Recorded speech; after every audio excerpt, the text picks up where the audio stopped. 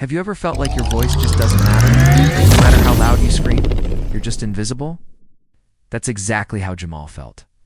A bright, articulate high school junior who saw a problem and decided he couldn't stay silent any longer. But speaking up cost him everything. It all started with a seemingly small issue. The history textbooks at Northwood High were, well, let's just say they were missing a few chapters. Significant parts of Black history were either glossed over or completely ignored. Jamal and his friends tried talking to their teachers, but they were told the curriculum was set by the district. They tried writing letters, but received no reply. The frustration was building, a quiet hum of discontent growing louder each day. So Jamal decided to take a bigger step. During a school-wide assembly, he walked onto the stage, uninvited, and took the microphone.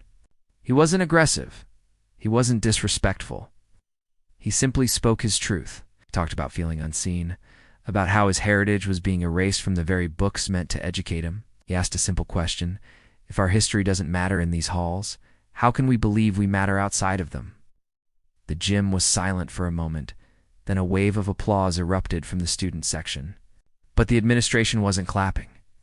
Principal Thompson immediately had security escort Jamal off the stage. The next day, he was suspended for disrupting a school event and insubordination. The message was clear: stay in your place. The news of Jamal's suspension spread like wildfire. A video of his speech filmed by a classmate went viral overnight. Hashtags like #LetJamalSpeak and #NorthwoodNeedsHistory started trending. Students were outraged. They saw the injustice.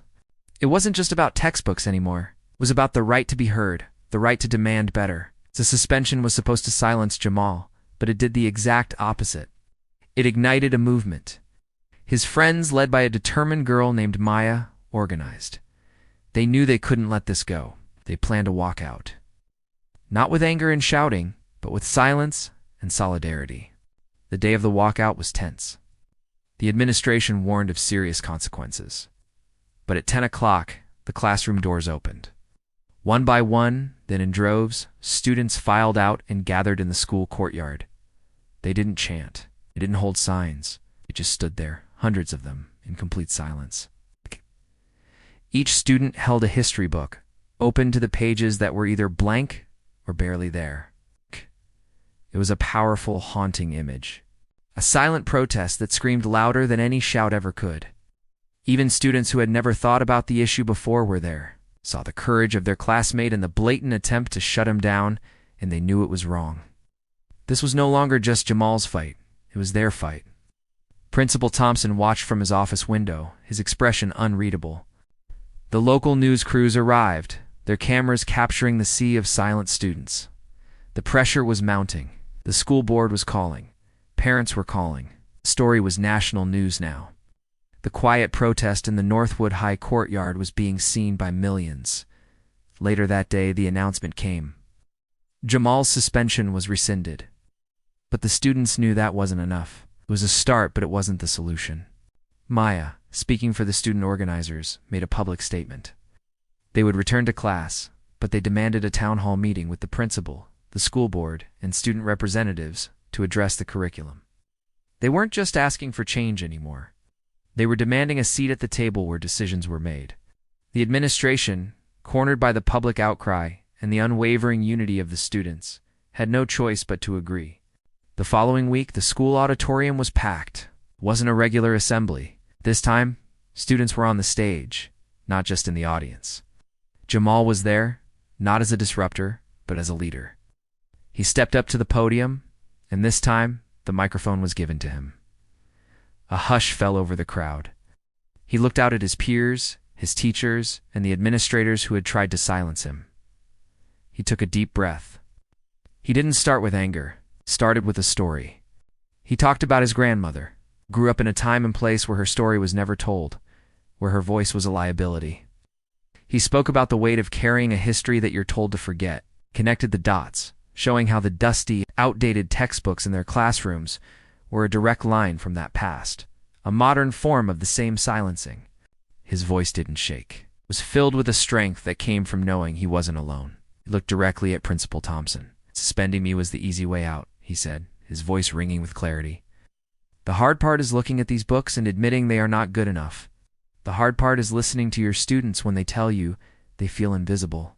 The hard part is doing the work to make this school a place where every single one of us feels seen and valued. Then, other students spoke. They shared their own experiences, their own feelings of being marginalized. They presented a detailed proposal, complete with suggested book lists and curriculum additions. Compiled with the help of university professors who had reached out after seeing the story. They hadn't just protested, they had prepared. They had done their homework. It was a turning point. You could see the shift on the faces of the board members. They were no longer seeing rebellious kids. They were seeing passionate, intelligent young adults demanding an education that reflected the real world. Principal Thompson stood up. He walked to the podium and publicly apologized to Jamal. He admitted he had acted out of a desire for order, but had failed to see the real issue. He pledged to form a new curriculum review committee, with students and parents as voting members. It was a victory, born from one student's courage and amplified by the solidarity of hundreds. Jamal's story shows us that one voice, speaking truth, can be incredibly powerful. But it also shows us that one voice becomes an unstoppable force when it's joined by others. They didn't just get a student's suspension overturned.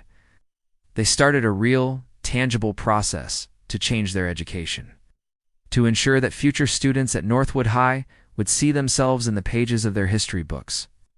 This story went viral not just because of the drama, but because it resonates with a fundamental truth. Everyone deserves to be heard. It reminds us that change rarely comes from the top down. It's built from the ground up, by ordinary people who refuse to accept the status quo. It's a powerful lesson in courage, unity, and the incredible potential that lies within young people to shape a better world. Never underestimate your voice. Never underestimate the power you have when you stand together. Thanks for watching. If this story inspired you, hit that like button and subscribe for more content that matters. See you next time.